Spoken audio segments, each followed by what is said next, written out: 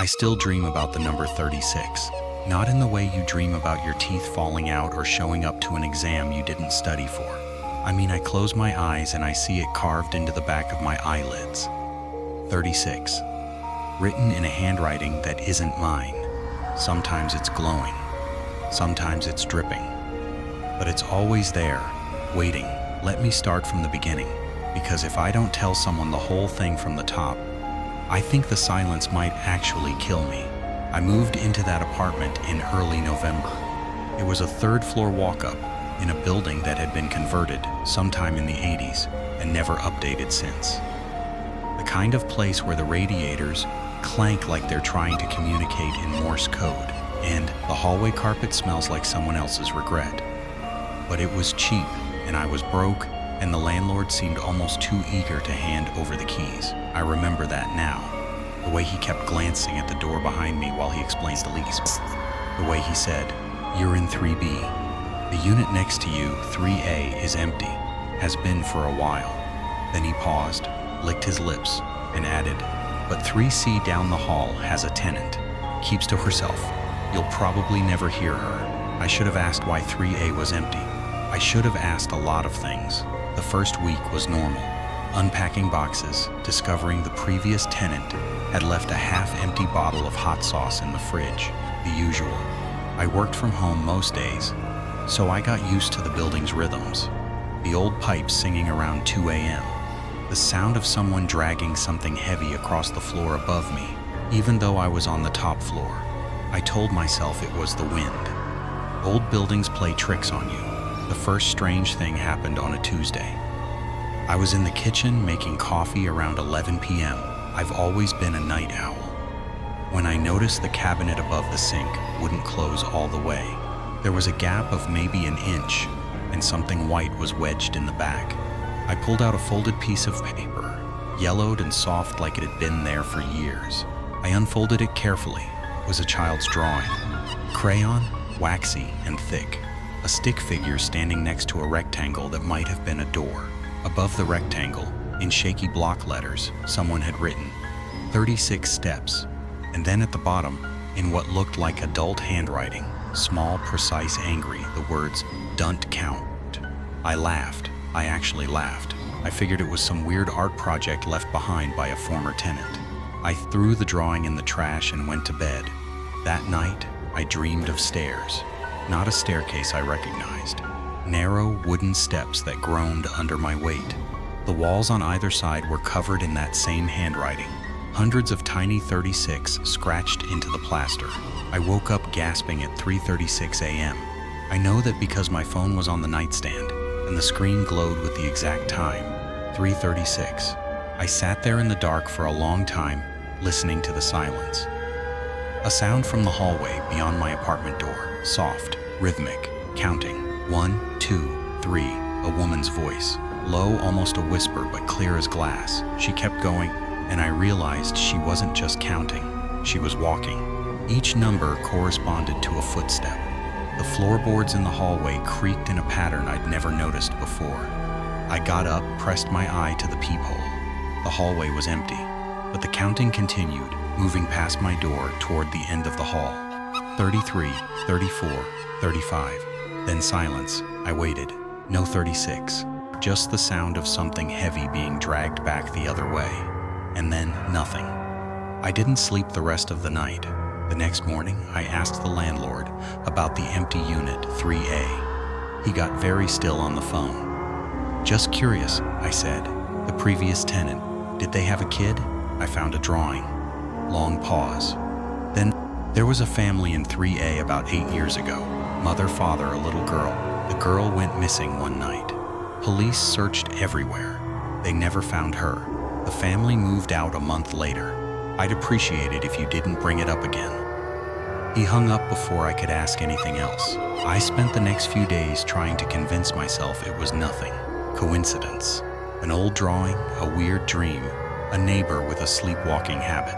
But the counting came back every night at exactly 3:36 a.m. Always the same voice. Always the same soft footsteps moving from the stairwell at the far end of the hall, past 3C, past my door, past the empty 3A, and stopping, at the door to the fire escape at the other end, always at 35, never 36. I started to wonder what would happen if someone said the last number. I don't know why that thought burrowed into my skull, but it did. It became an obsession. I'd lie awake at night with my teeth clenched, waiting for the counting to begin, waiting to hear if this time she'd finally say it. 36. On the 9th night, I decided to follow her. I know how insane that sounds, but the lack of sleep was doing things to my head. I'd started seeing the number everywhere. 36 minutes past every hour. The temperature on my thermostat, 36 degrees, even though I hadn't touched it. A receipt from the grocery store that totaled $3.36 on items I didn't remember buying. I was fraying at the edges. I needed to know. So when I heard the first footstep at 3:36 a.m., I was already standing by my door in my socks. I waited until the footsteps passed my apartment. 19, 20. Then I cracked the door open and slipped into the hallway. The lights were off. The only illumination came from the exit sign above the stairwell, casting everything in a sickly green glow. I saw her, a woman in a long white nightgown, her hair dark and tangled down her back. She was facing away from me, shuffling forward with her head slightly bowed. Each step was deliberate. Each number fell from her lips like a prayer. 28, 29, 30.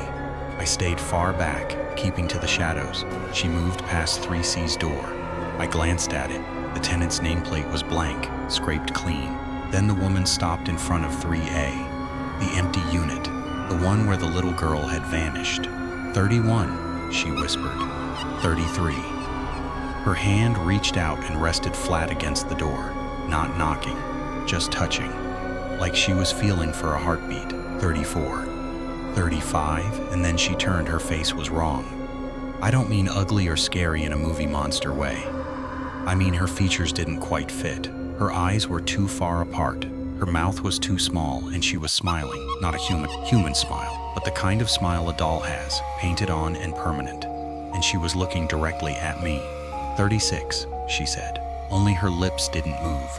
The word came from somewhere behind her, from inside 3A. From the darkness beyond that locked door, a child's voice, high and thin and wrong in the same way her face was wrong.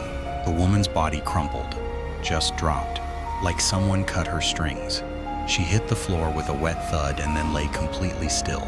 I stood there frozen, my heart slamming against my ribs, watching the puddle of dark liquid spread from under her nightgown. It wasn't blood. It was too thick, too black.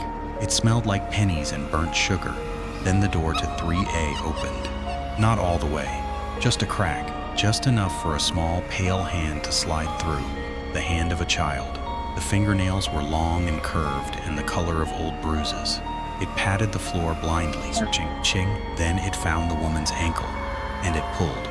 She slid across the linoleum, her body making a sound like wet laundry being wrung out.